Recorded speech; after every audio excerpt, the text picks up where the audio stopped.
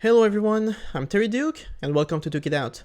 Over 2 years ago, before I even created this channel, I started a side project on my gaming channel to talk about politics. More specifically, to talk about the politics of one particular YouTuber whom I used to watch and enjoy, and that's Metatron. Metatron is, or was rather, a history channel who, for over a decade, made a lot of content ranging from swords and armors, and I was very entertained. Over time though, his content started to gradually shift towards the political right, which in of itself wasn't a big deal for me. It's when I started to notice a lot of blatant misinformation on his channel, as well as borderline fraudulent behavior, that I decided to make my own videos to break down his poor framing, his right-wing bias, his obvious mistakes, and sometimes his lying as well. But what started out as a few videos mostly debunking his moderate facade gradually became an arc of its own, as Metatron started to respond to me in a few different ways, and also started getting into feuds with other, bigger YouTubers, which prompted me to make follow-up videos. As a result of these feuds, paired with a shift in content from decently made videos to mass-produced daily slop, Metatron's content and rhetoric got increasingly worse while his videos also became very low effort. All of this seemingly reached a boiling point in September 2025 with the assassination of Charlie Kirk. Metatron had a complete, immediate shift in his content, going from low-effort historical content into full-on reactionary sloptuber at the rate of 2 videos per day. From what I can tell, he'll make a video out of basically any tweet that stands out to him, and barely puts more effort into his content than the likes of Asmongold. No wonder they share the same audience. Now, since this shift occurred a few months ago, I've had a mild surge in comments under the video essays I had been making for the past 2 years, with commenters saying those videos aged like wine. For a lot of these commenters, they were effectively finding out in real time just how lazy and misleading Metatron was being, and like me, some were genuinely wondering how this transformation from a sword and armor YouTuber just a few years ago into what this channel is today even happened. Now sadly, while this transformation has been fascinating for me to observe, I'm at a bit of an impasse here. On one hand, what I enjoyed from making videos on Metatron was analyzing and breaking down the right-wing bias that permeated his content. I made videos to show how someone claiming to be a moderate can very easily be pushing right-wing rhetoric. That was always the main goal of my videos, that's what I found interesting to do.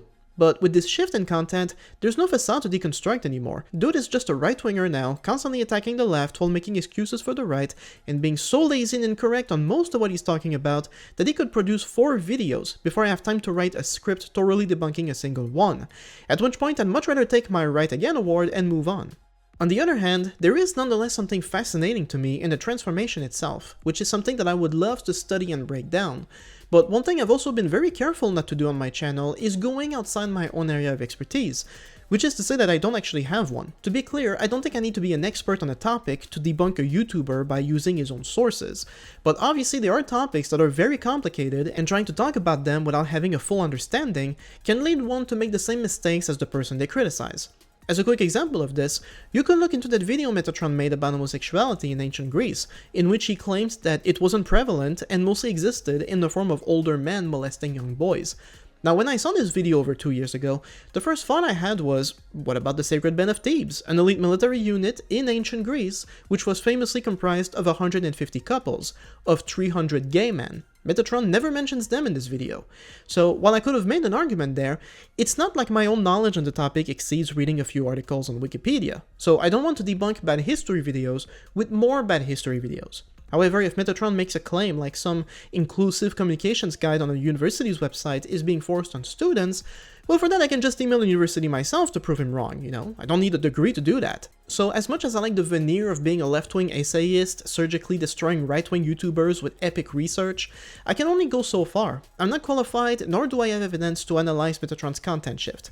So if I'm not interested in debunking the latest barrage of slop, and I don't feel qualified to break down the shift in character and content, well then ultimately, this video isn't so much about debunking and exposing as I've already done before, it's mainly about wrapping up the Metatron saga. As far as I can tell, this just seems to be where Metatron is now. He can either bury his head in the sand and keep doing the same garbage, or he can keep going further right and see where it leads. Whether he'll ever realize it, concede, and turn around, that remains to be seen. But for me, this evolution wasn't just something I witnessed, it's something I might have at least in part influenced, hence why I was so invested, and why I want to give it a proper closing, a proper finale if you will. So in this video, I'll be sharing my final thoughts by looking at Metatron's content and social media posts from the past few months, as well as his interactions with me and other content creators. I'll be sharing my own bit of political analysis and counter-arguments, of course, but for the most part, I'm just speculating based on my interactions with him and seeing his recent behavior online. That being said, given this video is somewhat more personal as it's mainly about my own beef with Metatron,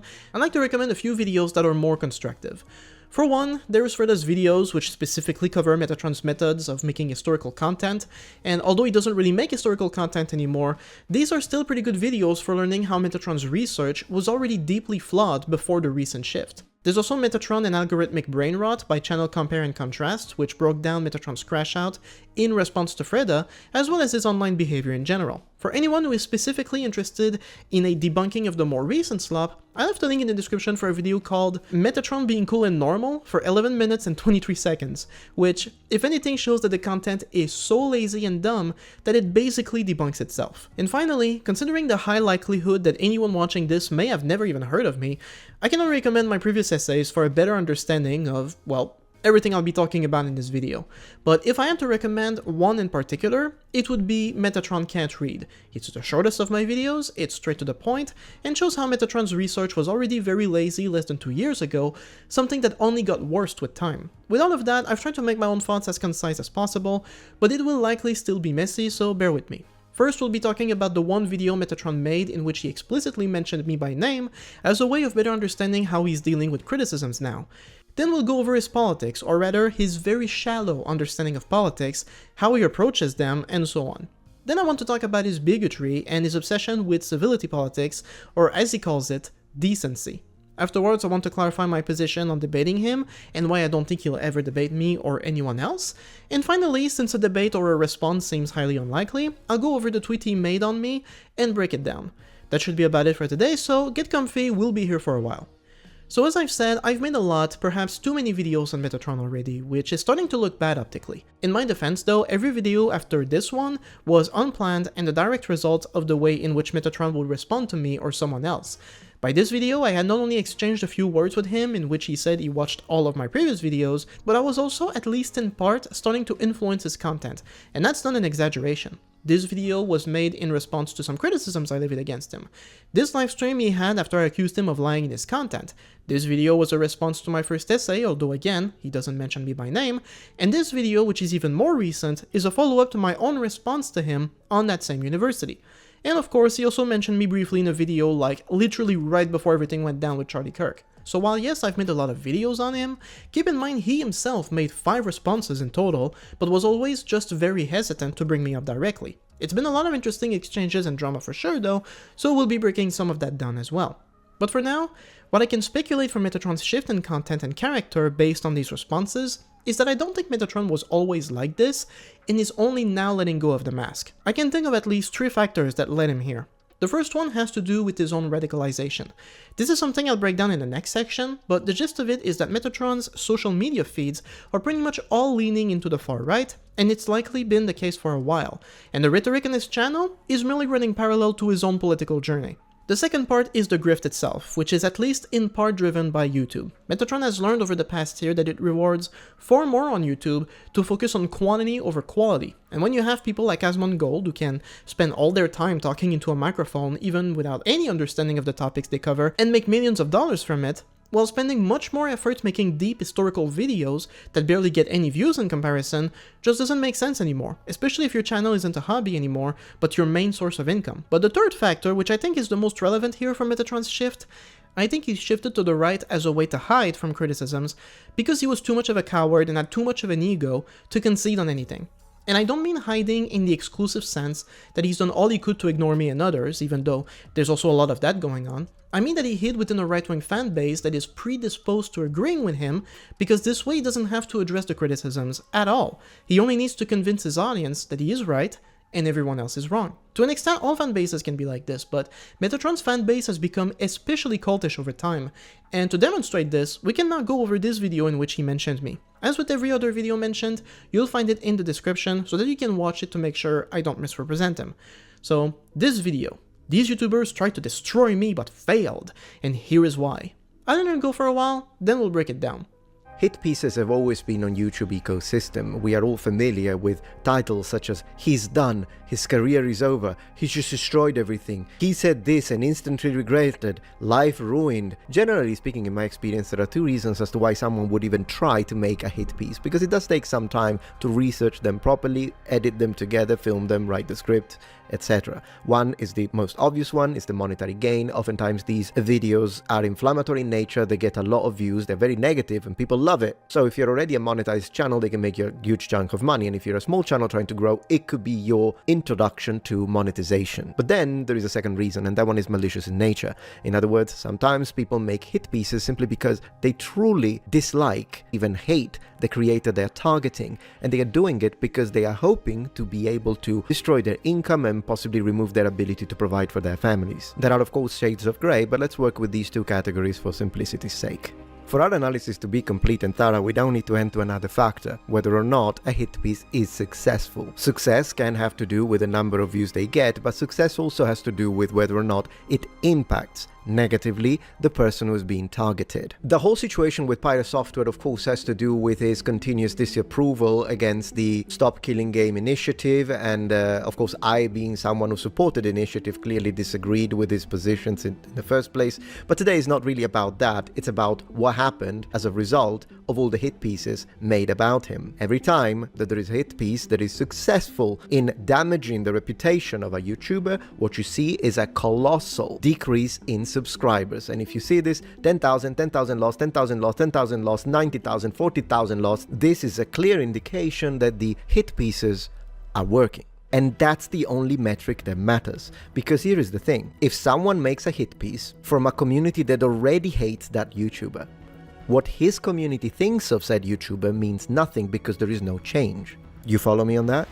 The only thing that matters is whether or not there is a change in the community of the YouTuber who is the target of the hit piece. When it comes to me, it's been years now that people have been making hit pieces. He's done, he's finished. One was of course Alec Gunter, who called me a racist, a fascist, a Nazi, and all the rest. There is this guy, Duke It Out, who decided to dedicate an entire channel to try and expose me and calling me a grifter and all the rest. And of course the most recent ones being Freda specifically, getting hundreds and hundreds of thousands of views. So it should come to reason that after all of these hundreds of thousands of cumulative defamatory views against me, we should see a similar pattern in my social blade. Am I right? Nothing. I keep going up. Nothing. Nothing. Nothing. No downward spikes, nothing. Just happened. Over 600 or 700,000 of cumulative views in the last, what, month alone? Nothing. My subscribers don't care. Why? Because you guys are solid, and I freaking love you for it. So first off, I just want to point out that right now, as of editing, Metatron has been losing an average of 300 subscribers per day. It may not seem like much, but he's losing more subs in a single day than my main channel is getting in a month. Meanwhile, 300 subs a day amounts to 9,000 lost subscribers per month. If this keeps going, he might actually go back to being below 1 million subs after reaching it barely 3 months ago.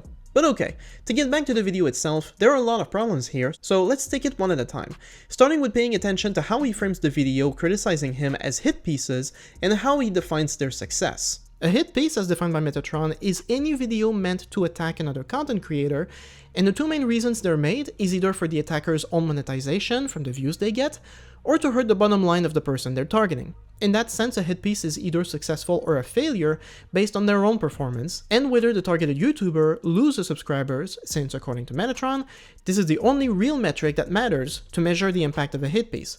Now granted, Metatron gives himself a bit of leeway here. He doesn't explicitly say that those are the only reasons that a hit piece is made, only that they are the main reasons, which is why he focuses on those two specifically. But here's a follow-up question. What if the reason that someone makes a video on you is because they have genuine criticisms of your content? This is what Metatron's video is circling around the whole time. It doesn't address the substance of any of the criticisms he receives, it only paints the critics as making vicious hit pieces, which would only have any credibility anyway if they actually led him to lose subscribers. Now, I've had to rewrite this section of the video a bunch of times because it is such a dishonest framing that I felt stupid just trying to debunk it.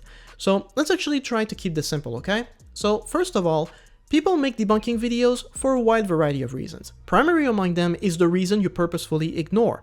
They have genuine criticisms of you, they've seen you do or say something wrong, and they're making a video to correct the record and show people that you're not a trustworthy source.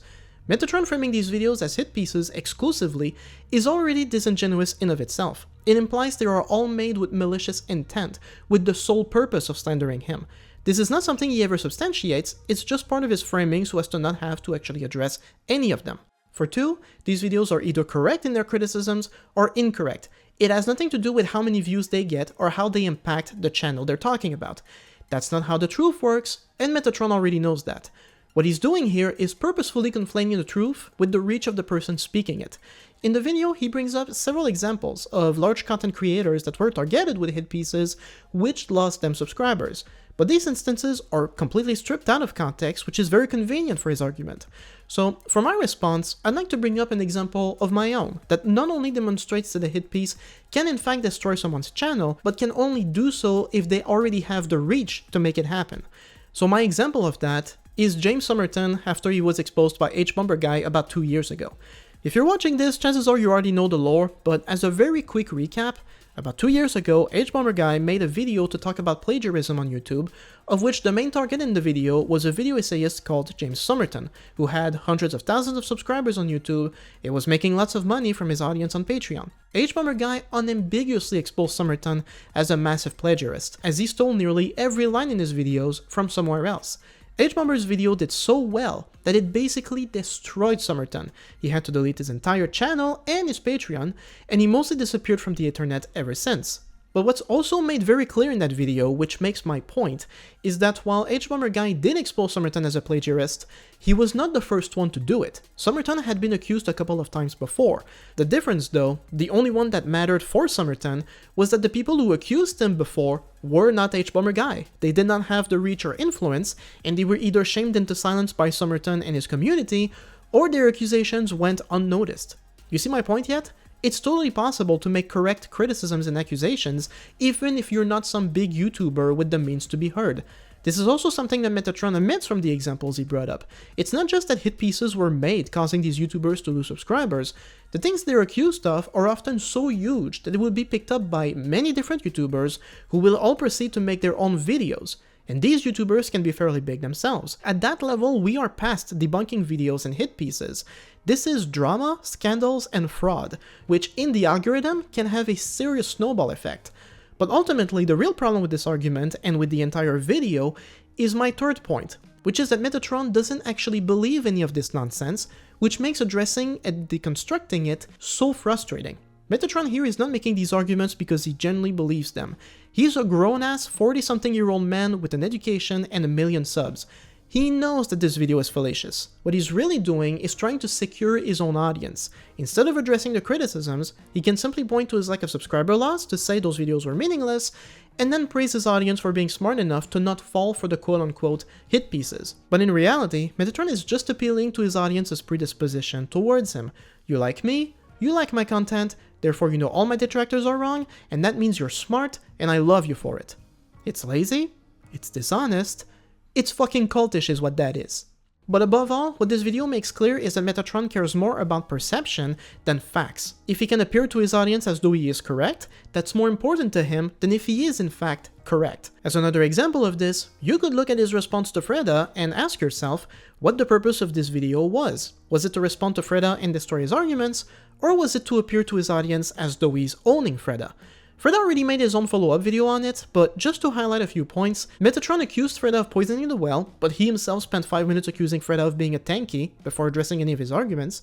He criticized Freda for appealing to authority, but cited his own team of academics without showing their names or who contributed to what part of his videos. He criticized Freda for not making arguments or substantiating them with clips, but then cut all of Freda's citations because he found them boring. So if the video was a genuine intellectual response, then it was an embarrassment. But if you look at it as a video for his audience, well in that case, he appears confident, he often laughs at Freda, he calls him a clown, a tanky, a liar, he doubles down on his arguments at every opportunity, claims victory multiple times, and for a right-wing fan, that just sounds like he's owning a lefty, completely irrespective of what's being said. So again, it's mainly about perception. The goal of these videos is to reinforce his right-wing audience's predisposition towards him, and purging that same audience of anyone that doesn't buy it. And if you think I'm looking too deep into this, keep in mind that Metatron himself has bragged about purging his own audience. Going on Twitter, he's openly urged people to unsubscribe if they don't like his politics, which is pretty funny because just a few days later he was just like, fellow content creators, have you been losing subs? Cause I haven't, I just don't understand. Now, he will say in his defense that in this tweet he was purging his audience of people who laughed at Charlie Kirk specifically, and he'll also argue that the subscriber loss is totally a glitch and has nothing to do with his recent content, but either way the result is the same, and it's that there is an increasing number of people who are tuning out of his channel because of how unhinged it's getting, and those in his audience who do stick around, well, they're the real noble ones. They're the ones who agree with him, they're the smart ones who know not to listen to his critics because they're merely making disingenuous hit pieces to cancel him. So to go full circle from here, you don't even need to be correct anymore, you just need to convince your own audience that you're correct. Hence why instead of responding to my arguments, Metatron can just say he didn't lose any subs and leave it at that. And if he ever does choose to respond, it will likely be the same performative takedown he did with Freda, which will look cool to his audience but actually be embarrassing for anyone outside of it. Hence, this is how he's hiding from criticisms, by cultivating his right-wing audience. But to also be clear, while Metatron is hiding behind a right-wing cultish audience, it's pretty obvious that he was nonetheless always right-wing. What hasn't been clear until recently is just how far he is on the right, and what even is the thought process that led him there. Once again, I'm not in his head and I'm just speculating based off what everyone can see. But what can be seen is a seemingly very shallow understanding of politics in the first place. About 2 years ago, in my second main essay, I responded to a video on Metatron in which he broke down some of his politics, and at the time he argued that the reason he mostly reacted to stuff like diversity in the media, as opposed to whitewashing or anything from the far right, is because he merely reacts to what he's exposed to in his daily media consumption. Now, at the time I got hung up on the fact that some of the stuff Metatron was complaining about seemed way too obscure to just be part of his media feed. But the follow-up to this, which I'm serving now, is to ask, what kind of social media feed does Metatron have? This is someone who has talked at length about watching content creators from both the left and the right, but having rarely named specifics, it's unclear just how balanced this media diet is. What we do know from his Twitter is that he follows Mark Kern, a prominent figure of the entire world gaming community that always complains about DEI in games. He follows Matt Walsh and has mentioned some of his documentaries in the past. There's Ben Shapiro here, Lauren Chen, who's a bot Russian propagandist. He's also mentioned watching Asmongold, saying he's based, so you can pretty much see all the conservative pundits you would expect here, with the only noticeable left-leaning figure I can see being Anna Kasparian, who doesn't even consider herself a progressive anymore. The most recent sample I found of Metatron talking of the left-wing content creators he watches, or used to watch, is from a recent video attacking Kulinski, which, big surprise, but here he says that he used to watch some left-wing commentators as part of his wish not to be in an echo chamber, but as he puts it, he doesn't really listen to the left anymore because he can't seem to find a left-wing commentator without any surrounding controversies. I've watched this guy a few times over the years as I was trying to avoid echo chambers. As I said, this is something that I've tried to do for years. I am absolutely right-leaning, but then again, I've always tried to avoid echo chambers and trying to watch other channels in order to see how people counter certain arguments, because if you only hear one side, you might end up believing positions that instead are logically inconsistent or incoherent. So I always suggest people to try and find commentators from the center, from the left, and from the right. With that being said, the exercise hasn't been easy, because every time that I try to listen to a left-winger, it ends up being someone who likes lollies and horses. Bosch dropped him. Someone who laughs at the death of a firefighter and then celebrates the death of Charlie Kirk and calls for political violence against conservatives. Destiny stopped watching him. Or he's someone who shocks dogs and calls for the red capitalist blood on the street. Hassan Pikus. And when it comes to horses, do you want to talk about Cheng? So anyways, Secular Talk has also been someone who I tried watching a couple of times. I found the commentary of those few videos that I clicked to be hypocritical. That's at least my position, and so I stopped watching. Now, to be clear, I'm not gonna say that left-wing personalities don't sometimes have issues worth addressing. In fact, there's a lot of criticisms you can make about people on the left in general. But I do find it really strange that what little interest Metatron seems to have had in left-wing politics seemed to solely rely on the character of the handful of people he arbitrarily chose to watch. You can say what you want about Kyle's shitposting on Twitter, but generally what he's doing every day is calling out the corruption of the government while advocating for policies that help the American people. Now, I think that if you actually care enough about politics, as in, The policies, you should be able to hear them out or even look into them yourself if you're actually invested. It's nice to have a commentator delivering these points to you in an entertaining way, but you shouldn't need to be on YouTube restricting yourself to a handful of people to hear about policies that define entire parts of the spectrum. As far as I can tell, Metatron is getting all of his political information in part from his feed on X and from a bunch of anti-woke YouTubers. And he himself seems to find the format of talking into a microphone very appealing because it's easy and it's working out well for some of the people he watches, but he doesn't seem to have any good grasp of politics beyond that. Apart from him describing the politics of Final Fantasy Tactics as up versus down instead of left versus right, even though up versus down is a class analysis here, another funny moment that showed this lack of understanding came in the video where he took the political compass. At one point he was faced with the line, to each according to his ability and to each according to his needs, and he didn't seem to recognize the line, instead saying it was vague. From each according to his ability to each according to his need is a fundamentally good idea. It's very vague, but I'll go for agree. This sentence is a very recognizable slogan created by Karl Marx, and pretty much one of the first things you hear whenever you look into Marx or communism. Metatron made an entire video on whether Nazism was left-wing or right-wing, in which he spent half of it comparing Nazism to the Soviet Union, while poorly defining communism, and even claimed to have read another book by Marx called On the Jewish Question in high school. But he didn't even know this phrase, he had no idea what it meant? In that same video, when asked about whether gay people should be able to adopt children, Metatron says he doesn't know because it hasn't been studied yet. A same-sex couple in a stable, loving relationship should not be excluded from the possibility of child adoption. I'm gonna disagree simply because it hasn't been studied yet. We need to study if there are possible negative repercussions to same-sex parenting. Correction, it's not that it hasn't been studied yet, it's that Metatron is genuinely clueless about it. I guess he was waiting for Vosh to make a video on it, but then the horse folder came up and he tuned out before the video was made. So now he'll never know because all of the people Metatron watches on the right are homophobes who will never speak of gay parents adopting in a positive light. But this is why I also say it's very shallow consumption of politics. If you want to know the impact of children when they're raised by gay parents as you're making a video on the topic, you don't need to look for a YouTube video of a left-winger that hasn't done anything bad yet. You can just Google it yourself, dude. All this to say that Metatron's politics seem to be all blood sports and online drama, and he seems to have very little interest in actually learning about the politics that would keep him out of the right-wing echo chamber. There may have been a genuine interest in looking at left-wing content, but it seemed to have been more about preserving the image of a moderate than being someone who could actually swing either way based on the topic. Regardless, the result now is that he's not just openly right-wing, he's also openly bigoted now. And as a quick example of his bigotry, remember when the right went all racist on New York Mayor-elect Zoran Mamdani for the 100th time after a picture of him eating with his hands started circulating online? Well, Metatron said not to focus on that it's a trivial thing. So he didn't call the reaction racist, to be clear, he just said it was a pointless thing to focus on, and that we should focus instead on, quote, the other huge red flags. So what are these huge red flags? Is it that Mamdani wants to make buses and childcare free by taxing the top earners in New York? Or that he wants to make the city affordable for people at the bottom of it? Well, no, the huge red flag is that Mamdani is a Muslim, of course.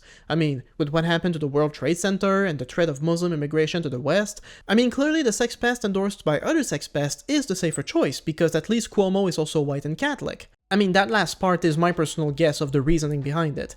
But can we appreciate that the ultimate fighter for Charlie Kirk is unsurprisingly saying the exact same Islamophobic shit that Kirk did? Also, quick question for you, Metatron. If you're going to feign concern for women's rights and gay people, are you going to start making videos to talk favorably of feminism and the LGBT community? Or are you just bringing it up now to make all Muslims out to be Al-Qaeda? For the record, since that seems to concern you, Mamdani walked in the Pride Parade wielding a trans flag, while you're on Twitter saying trans people aren't real. I'm sure this comes as a surprise to you, but not all Muslims are the same as fundamentalist Christians, just as some Christians can also be progressive. You should know your own Pope is woke, much to your chagrin. Which brings me to the next topic, still related to his politics, and that is the topic of decency. If there's one thing that's been really intense since the assassination of Charlie Kirk, it's the right's full outrage over his death, and the need to silence anyone even remotely critical of Charlie Kirk into shame. Without getting into the murder itself, I just want to say political violence is bad and should be condemned, so, don't say I didn't say it. But Metatron has been putting himself at the forefront of this fight, picking up Charlie's bloody microphone and then holding it proudly while playing ethereal music, before calling for every city in the West to have a street named after Charlie Kirk, and so on. And while Metatron himself drew a clear line between people who celebrated Charlie's murder and those who didn't, he still finds criticisms and mocking of anything even mildly related to the murder to be a complete affront to the concept of basic moral decency. So a lot of the videos he's made calling out other media figures since then tend to anchor around this one word, decency. And it's not new either. At multiple points, Metatron would say that everyone is welcome on his channel regardless of politics, so long as they're decent. In his responses to Freda and Banampanada and even me, it's the same thing. He welcomes critiques and counter-arguments and corrections. Until people are no longer decent, then nothing else matters anymore. So really I just wanted to talk about that for a bit, because Metatron's definition of decency seems to only extend to a person's demeanor. You can basically say anything, no matter how stupid or vile, but as long as your tone of voice is acceptable, and you don't openly insult or threaten anyone, then you're decent, I guess. This is why he and the rest of the right are so eager to glorify and conservative wash Charlie Kirk, because Charlie's demeanor was always proper, and he always debated everything respectfully. Focusing on that means not looking into what Kirk actually believed or what he said and did. But this insistence on decency and demeanor is exactly the sort of surface-level presentation that the far right thrives on, since it allows them to launder most of their vile ideas. Enter Nick Fuentes, who was recently interviewed by Tucker Carlson, which led to an ongoing feud on the right, as most people reasonably see Nick Fuentes as a Nazi. I mean, he's praised Hitler multiple times, he's often claimed that the Jews control the world, he also wants a white ethno-state, and he denied the Holocaust. But he got to go on Tucker's show, and while Metatron strongly disagrees with Nick Fuentes, as he himself says in his React video, does he ever call Nick what he is, a Nazi, a racist, or just disgusting? He likes calling people scum. Did he call Nick Fuentes scum even once in this video? Well, no. Metatron was decency-brained here, and since Nick Fuentes acts decent, nothing gets called out. The closest Metatron ever gets to criticizing Nick Fuentes is to call his views abhorrent, but otherwise you can get Metatron to respectfully disagree more if he tried. In fact, the only time Metatron ever throws an insult at anyone is when he stops talking about Nick Fuentes to talk about Destiny, just so he can call him a psychopath. And the only time he calls anyone evil scum, it's to talk about the Jewish priest who had Jesus Christ killed. Fancy that. So Nick Fuentes, for those who don't know, is a political commentator. Is he alt-right? Is he far-right? Probably both. Regardless. It's Joseph Stalin's birthday. Oh, I'm a fan. You're a fan of Stalin's? Mm-hmm. Always an admirer. I know that he has said some words about Hitler, but I was not expecting freaking Stalin, to be honest. I mean, I'm disagreeing with a lot of what he's saying, but he's a good speaker. And I said it on my show. I think he's an evil guy. He's obviously an evil, ruthless person signing the death warrants of millions of people. Thank you. I would avoid saying but after that sentence. But to each his own, I guess. He is like the archetypal great man of history. No, Nick Fuentes, I'd say I will strongly disagree with this statement. There is no way to justify what he did. At least that's what I think. Now, I know he says it because he wants to be edgy. And that's kind of similar to Destiny and his tactics. Do I believe that Destiny truly thinks what he says? I do, for the most part. I think he's a sociopath and a psychopath. So I think in a way, Nick Fuentes is utilizing the same tactics here. But at this point, I do believe that what he's saying, he thinks. He does think that there are qualities when it comes to Stalin that make him admirable or worthy of praise. And in fact, at that point, should you not praise those Jews that got Jesus crucified at the hands of the Romans? It was the high priests that wanted him dead. I don't praise them. I think they're evil scum, but that's just me. I don't think Nick Fuentes is a communist. It's kind of stupid to think that. And also, I don't see what the transgender flag has anything to do with this discussion here. Happy to criticize that, but not in this discussion. Alright, so I think I'm done with this video for today, and I might make another one on his opinions on Hitler. Because again, I have personal family history with the likes of the Austrian Painter fan club, but maybe for another video. Seeing how Nick is a Nazi and Metatron could still be so respectful, you'd think it takes a lot to get him to lose his mind, but nope. All it takes is Kyle having an indecent meme on Erica Kirk for the gloves to come off. Alright, so one of the things he posted this. Spirit, fake, grieving, widow, grifter costume. Grifter, of course. Unbelievable. This is in absolute poor taste. Poor taste. It's indecent. It's disgusting. And I don't even know why the left tolerates people like this. What's wrong with that statement, you idiot? You scum. Oh, he's one of those imbeciles. Man, this guy is a clown. You're a clown. I hope you watch this. I hope you make a response. We should absolutely go to an online war, because you're a clown. Shame on you. you celebrate death, you endorse murder, you laugh at suffering, and then that's what you do not have a pass to that sort of behavior. You don't. Do you want your political opponent to dance on your grave if this happens to you? And I hope it doesn't. I don't like you one bit. In fact, I despise you. But I wish you safety and success. Disgusted enough. So that's the guy, and that's the lack of decency on the radical left. Now, full disclosure, I do watch Kulinski, as I'm quite indecent myself, but since surface level decency is all it takes to fool Metatron apparently, I think we really need to emphasize what it means to be decent when it's not all just demeanor. If you hate people of color, if you hate queer and trans people, and if you hate women, and then you advocate for all sorts of policies meant to take rights away from those people or to actively discriminate against them, then it doesn't matter how polite you are about it. You may not call Zoran a jihadist in this tweet, you may not use any slurs, but you're not being decent at all, Metatron. You're still being a bigot. And you know what's also not decent, in your case? Calling every bystander who failed or hesitated to help a murder victim, quote, anti-white scum, because they're all black, to suggest that they all hated her for being white, even though you don't know any of them or have any evidence to support your racist claim. What's also not decent in my view, and probably the least decent thing you've ever done, is when you let all your audience believe you were censored by YouTube, so they would keep supporting you on Patreon. We really don't talk enough about that.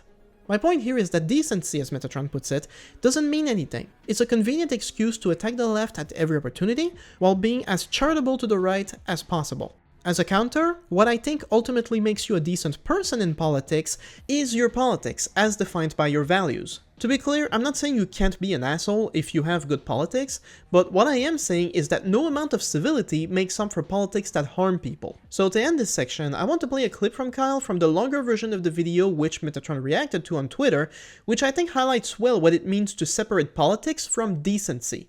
One of the things you see the most of, like, the most consistent theme is, this man is evil. This man is demonic. This man wants you dead. Well, first of all, let me just say, unequivocally, no, I don't want you guys dead. I don't want you guys dead at all. The fact of the matter is, yes, I fucking hate you. I despise you. I think you're a piece of shit. I want to be nowhere fucking around you, but I also want you to have healthcare. I also want you to have college. I also want you to have trade school. I want you to make a living wage. I want you to have a life full of dignity. I want you to be able to fucking retire and be able to live an okay life. That's what I want. That's the difference between me and you. You actually want us dead. I don't want you dead. I want you to have a good life, but I also want you to shut the fuck up and get away from me because I don't like you, right? I'm honest about that. But I also want you to live a good life. So that's just not true. But to the demonic and evil thing, this is the one that really fucking sends me. Because the same day, the same fucking time, the guy they support is having a roaring 20s Gatsby party with billionaires all around him. At the same time, he's starving 40 million people by freezing the food stamp money. They got nothing to say about that. In fact, they support that. They like that. They support that. They love that Trump is starving 40 million Americans, including 18 million kids.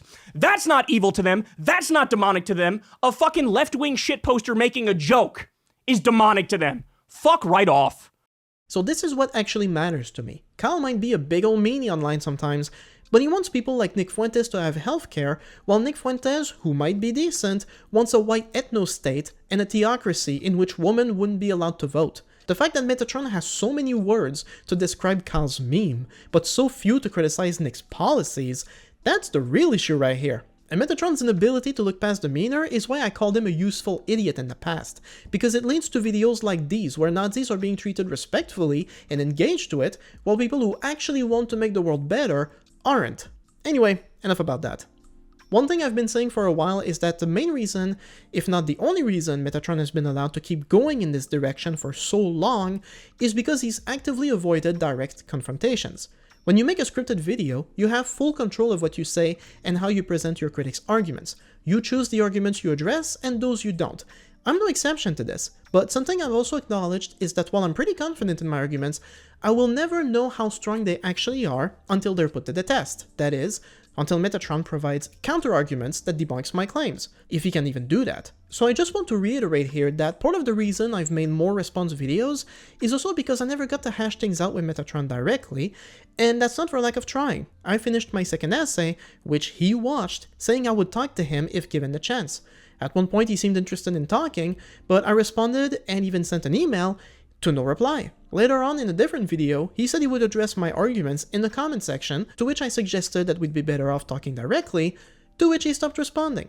This summer he came back to my channel to give his perspective on something else. I once again told him we could talk, only for him not to respond.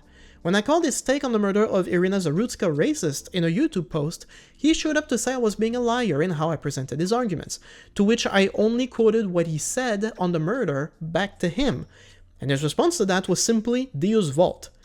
We'll talk about that expression in a moment. The point is, it's clear to me that Metatron would not debate me or anyone, precisely because when he doesn't have the advantage of a script in which he fully controls the conversation, all the stupid shit he has said could not be defended. And this image he's built for himself as the stoic truth crusader would collapse on itself. All this to say that while I would debate or even just talk, even off camera if clout is not something Metatron wants to give me, I have my doubts that it would lead to something constructive, even if he agreed to it, especially if every time I say something he just responds Deus Vult. Like, what the hell? And there's really not much else to say about that. I don't think Metatron is capable of debating, whether it's because he knows he's wrong, or because there's too much animosity as it is, or because he's sticking to his audience where he's safe, or a combination of all three. It seems clear to me that things won't progress much from here, he'll stick to the slop, and that's about it. And so, because a debate or response seems unlikely, we might as well wrap this up with the only sort of public response he's ever given me, in the form of a tweet. So here we go.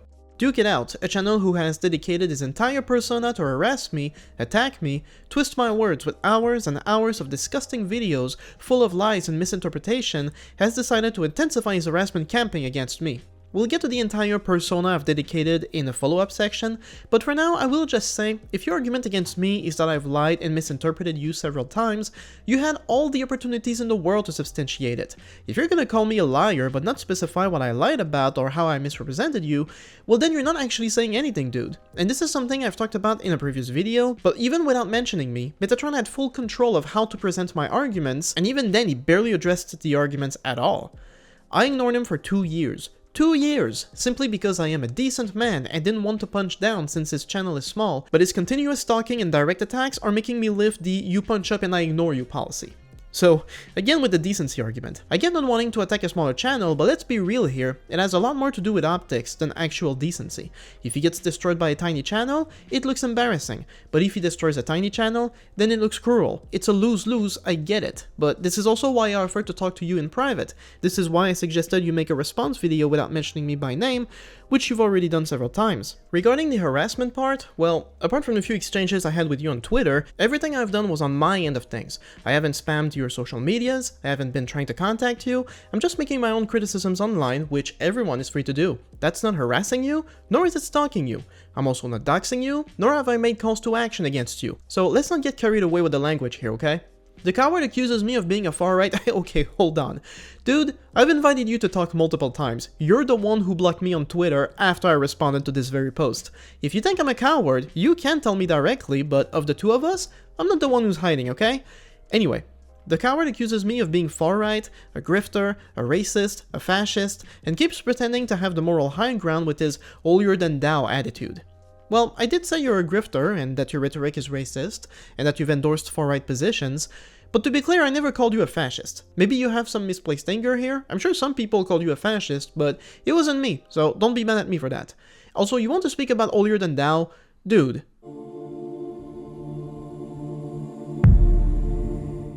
While at the same time, having just made a horrendous video right after the death of Charlie Kirk to call him a bigot and a racist.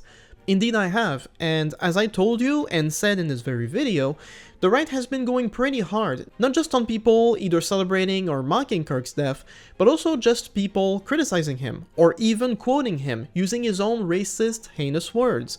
I condemn his murder and political violence, but we shouldn't pretend that he didn't have some horrendous takes of his own, and I do think part of preventing this conservative washing of his politics is to counter the videos making him out to be the greatest man who ever lived, with videos that also show what he really stood for. His body is still warm and his wife and child were still in shock when this guy Duke It Out thought it appropriate to lie about the man, attack his name, slander his memory. I mean, I know you're not going to, but feel free to show the lie instead of just saying I lied. And is it slanderous to quote the person, to use their own words? Because apart from calling Charlie Kirk a piece of shit for anyone on the receiving end of his politics, showing clips of him saying stupid shit is pretty much all I did in that video. Also, everyone was talking about Kirk when he died. It was the news after all, and he was a political figure, so talking about his politics was fair game, as tragic as his murder was. And that's really all I have to say about that. You say I'm being a schizo here on my channel, but you fail to see that I'm standing against the injustice that happened to Charlie and his lovely family, and you fail to recognize that because to you he was just a bigot and a fascist. Shame on you. My guy, there's a difference between condemning political violence and doing what you do. You've literally made yourself out to be Charlie Kirk's avenger. You're constantly talking of how great a man he was, then there's the bloody microphone, the dramatic posing, having Charlie's favorite coffee at Starbucks, like, dude, Charlie Kirk did not know you. And outside of your audience, nobody sees you as the ultimate fighter for Charlie. You're also not a political activist in the way that Kirk was. You're not taking over for him. You're not putting yourself out there by debating people on campuses. You're at home all day playing with retro computers, tweeting and making commentary. Your entire crusade is online. And not to mention that your channel was dragging down from producing daily slop and getting owned by Freda, and then suddenly you make one video on Charlie Kirk, which explodes, you make a few Twitter posts, which more than doubled your followers count, and suddenly, it's all you're talking about. So you can call it standing for his family, but I call it milking the shit out of his murder, while claiming the moral high ground for yourself.